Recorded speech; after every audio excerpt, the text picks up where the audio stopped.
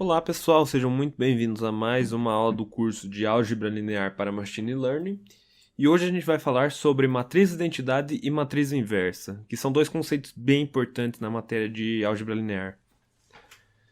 Um sumário da nossa apresentação: primeiramente vamos falar sobre inversão de matrizes, logo em seguida sobre matriz de identidade e por fim vamos finalizar com matriz inversa e por que ela é tão importante ser calculada. Falando sobre inversão de matrizes, bom, na aula passada foi visto que um sistema linear ele pode ser representado pela seguinte equação 1, ax igual a b. Sabemos também que a e b eles são uma matriz e um vetor com valores conhecidos e nosso x é um vetor de valores desconhecidos nas quais a gente quer descobrir os seus elementos. Bom, a gente pode descobrir os valores desse x, os elementos, cada um dos elementos desse x, de forma analítica. Para isso, a gente faz uso de uma poderosa ferramenta chamada inversão de matrizes.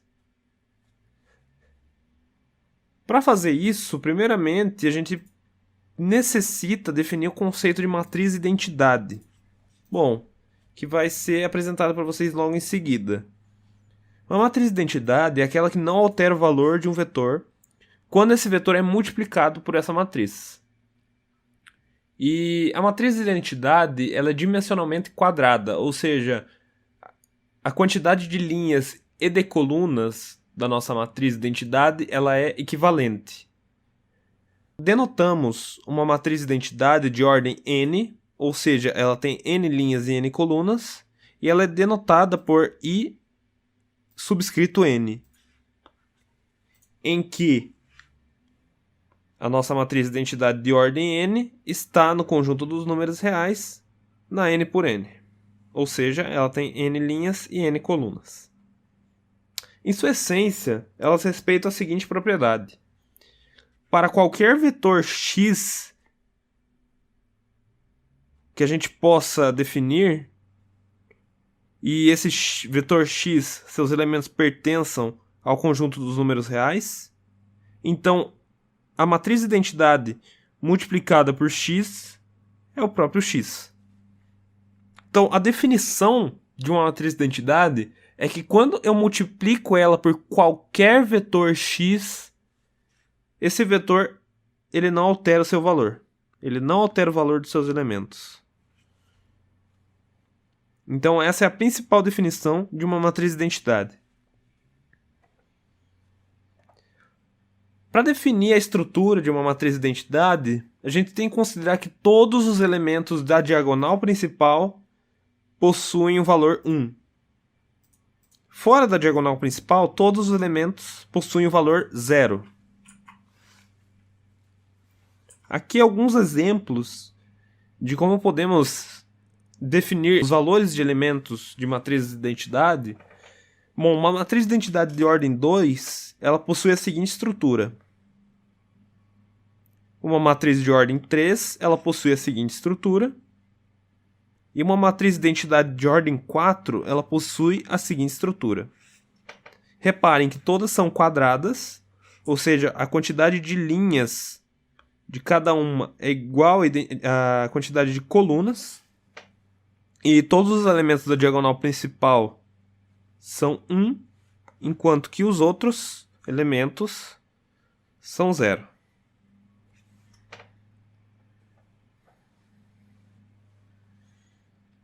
Agora, comentando sobre matriz inversa, ela é denotada como A elevado a menos 1. É a mesma denominação de um escalar, por exemplo. Quando eu quero obter a inversa de 2, na verdade é 2 elevado a menos 1. E a matriz inversa ela pode ser definida com a seguinte equação. Se eu multiplico minha matriz inversa pela minha matriz original, ou seja, A na menos 1 vezes A, eu obtenho como resultado minha matriz de identidade de ordem n.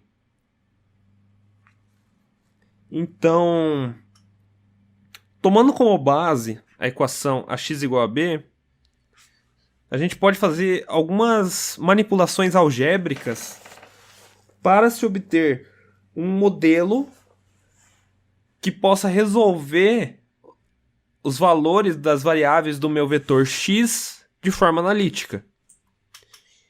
Então, de ax igual a b, que é a nossa equação original, eu multiplico essa equação por a elevado a menos 1, nossa matriz inversa de A, do lado esquerdo da equação e do lado direito.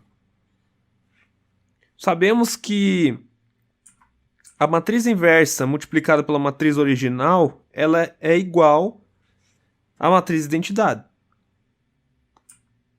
Então aqui temos uma identidade vezes o vetor x é igual à matriz inversa de A vezes o vetor B. Sabemos também, pelas definições, que a matriz identidade multiplicada por qualquer vetor é o próprio vetor. Então, I subscrito n vezes x, aqui não vai ser somente x. Então, podemos descobrir os valores dos elementos do nosso vetor x simplesmente multiplicando a nossa matriz inversa de A pelo vetor B. Tendo os valores dos elementos da matriz inversa de A, a gente já tem os valores do vetor B, dos elementos do vetor B. Então, essa é uma forma muito mais fácil de se calcular as variáveis x do que fazendo por soma e produto ou por substituição. Você só tem que descobrir quais são os valores dos elementos da matriz inversa. É uma ferramenta bem poderosa que é utilizada quando você tem um computador que consegue calcular essa matriz inversa de uma forma mais fácil para você. Então você acaba conseguindo calcular os valores x de uma forma muito mais rápida. Só que temos que ter algumas considerações antes de poder calcular uma matriz inversa.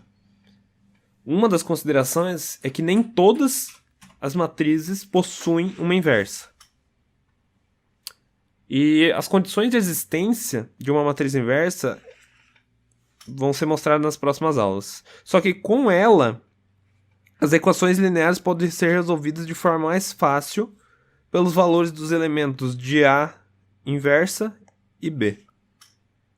Somente a multiplicação dessa matriz com esse vetor já faz com que eu obtenha os valores das variáveis referentes aos elementos do vetor x. Por hoje é isso, espero que vocês tenham gostado. Nas próximas aulas eu vou mostrar quais são as principais restrições que a gente tem que ter antes de calcular uma matriz inversa, o que a gente tem que saber. A matriz ela possui inversa. Então, mas por hoje é isso. Espero que vocês tenham gostado da aula. Para aprender sobre esses conteúdos, não deixem de se inscrever no canal e ativar as notificações. Obrigado a todos, um abraço.